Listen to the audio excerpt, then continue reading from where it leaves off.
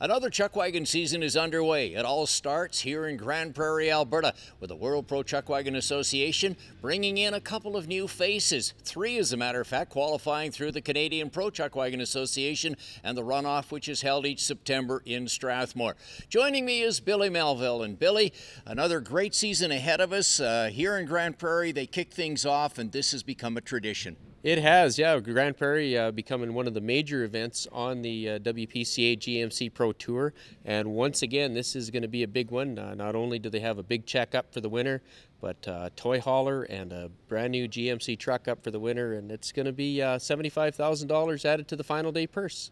3 new faces from the CPCA that qualified through the runoff, and they've already made their impressions felt here in Grande Prairie. Yes, Gary Gorst, Logan Gorst, and Roger Moore, they're the ones that came from the CPCA. Also Chance Vegan, who he's no stranger to the WPCA, many times world champion outrider, but he's crawled up into the wagon box and is making his debut as a professional chuckwagon driver. Had a little bit of tough luck the first night, but he's done very well. And as you mentioned, the other guys, Gary Gorst, but mind you, he's been the high point driver in the CPCA 3 out of the last 4 years, and a former CPCA champion, has made his mark, winning day money on night number 2, and he finds himself right in the thick of this championship.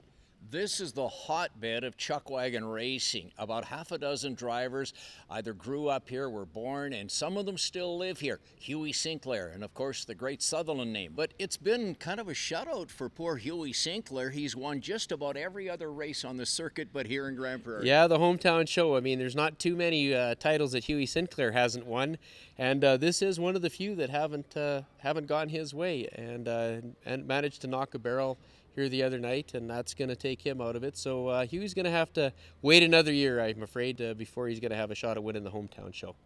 If early indications are the kinds of things that we're going to see, you have to think Jerry Bremner's in for a solid year.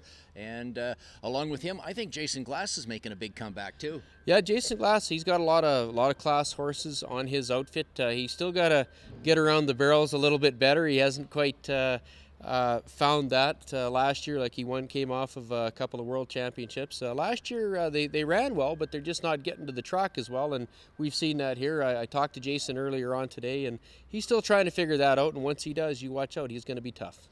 So that's the story of Grande Prairie as we wind down the first show. But it is certainly not the last of the season. The excitement continues in Medicine Hat, second weekend in June. It is, yes, and even here, I mean, there's some guys that, like Kelly Sutherland is way back, guys like Chad Harden and some other of the top drivers really haven't shown us all their trump cards yet, but we got a long season ahead, and you know that those guys are going to be working their way up closer to the top than where they are now. So keep watching the Half a Mile of Hell, and we'll have stories, interviews, and interesting sidebars of all of the action from the World Pro Chuckwagon Association's GMC Tour this year.